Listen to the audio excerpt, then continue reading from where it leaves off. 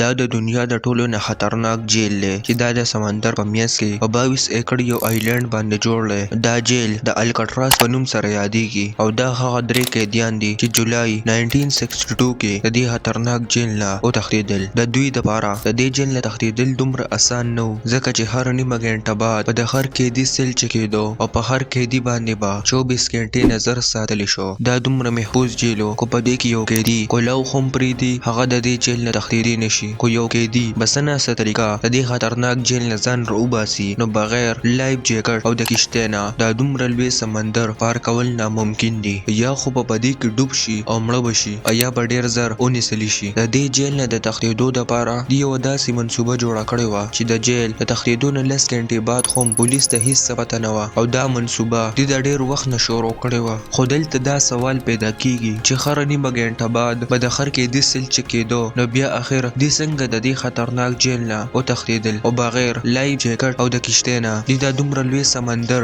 څنګه پار کړو؟ راځئ چې اوس ټوله کیسه په تفصیل سره وورو. فرانک موریس، جون انګلین، کلیرس انګلین، ایلن ویسټ، دې څلورو کسانو دا منصوبه جوړه کړې وه او د دې ټولې منصوبې مشر فرانک موریس و. او په دې جیل کې د ډېر وخت نه فرانک موریس دی دته د جیل د هر شي سپتره کله څومره سکیورټي وي او د جیل نه کومې لارې بهر تللي دي. فرانک موریس دې ټولو ته اول وي چې موږ له بس ناسته طریقه بلاک بي ته تلل پکار وي، ځکه چې د هغه ځای دیوالونه صرف 6 انچې غټي. دې ټولو یو خط د جیل انتظامیې ته ولیکو او ور یې کړو، او څه وخت بعد د دې ته درخواست منظور شو او د خوش قسمتۍ نه د دې څلورو واړو سیل هم یو ځای رالو. د دوی خړومبنی کار ډېر په اسانۍ سره مکمل شو، خو د دې نه بعد چې د دې دپاره څه کولو هغه دومره اسان نه و، ځکه چې دوی به خپل سیل کې سایډ ته یو سورۍ کو. ظاهره خبره ده چې دې ته به جیل کې ډرل ماشین، سټک، دې نه علاوه اوزار نه میلاوېدو. خو دوی د جیل له کچن نه چمچې راپټې کړې او د هغې په مدد سره دیوال کې سورۍ کو. خو دلته یوه مسله وه، ځکه چې هر وخت به د دې په سیل باندې پولیس ګرځېدو، که پولیس ته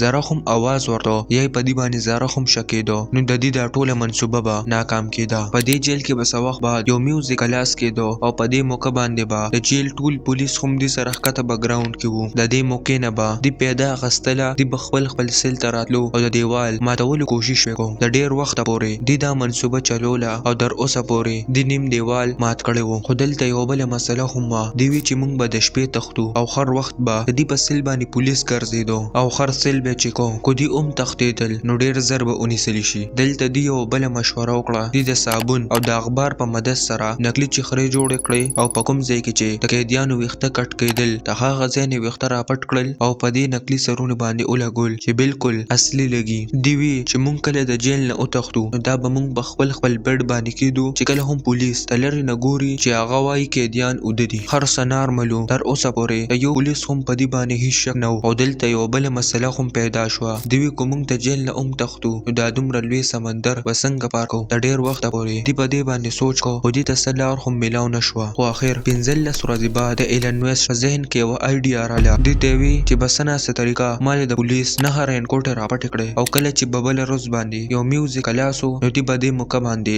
لاړو او 9 رینکوټې راپټې کړې او په بله ورځ باندې ایلن ویسټ دا د ګیلو او د تار په مدد سره یو ځای کړې. او اوس هر څه تیار و، او صرف دې ته یوې صحیح موقع انتظار کو. او دې چې کم دیوال مات کړی و د هغې مخې ته به دې قسم کړۍ کېښودلې چې په څه ناسته طریقه یې د جیل پولیس نه پټ کړي. یوه ورځ د څه مسلې د وجې په الکټراس جیل کې د پولیس تعداد بالکل کم و، نو د دوی دپاره د دې نه یوه بله ښه موقع نه وه. دې فیصله وکړه چې موږ به نن د شپې تښتو. او کله چې دې د شپې تښتېدل نو ایلن ویسټ دې ټولو ته وویل چې زما د سیل دیوال پوره نه دی مات شوی. دې حیران و چې دا تا موږ ته مخکې ولې نه وي. نو بس اوس دې د انتظار نه شو کولی، ځکه چې د دې نه به ښه موقع دې ته بیا نه میلاویږي. دې ایلن ویسټ په جیل کې پرېښودو او وتښتېدل. او دوی چې کوم نقلي سرونه جوړ کړي وو هغې به خپل بیډ کې کېښودل او چې کم سوراخ یې کړی و د هغې په مدد سره بهر راووتل. دوی چې کوم ځای ته راوتي وو دا یو خالي پلور و، دلته به بالکل سکیورټي نه وه. د دغه ځای نه دوی بره وختل او د بره نه بیا د یو پای په مدد سره ښکته راغلل. دا منصوبه 4 کسانو جوړه کړې وه، او د جیل نه صرف 3 کسان را وتښتېدل. او دوی چې کله سمندر خواته راغلل نو دوی چې کوم ترین کوټ په مدد سره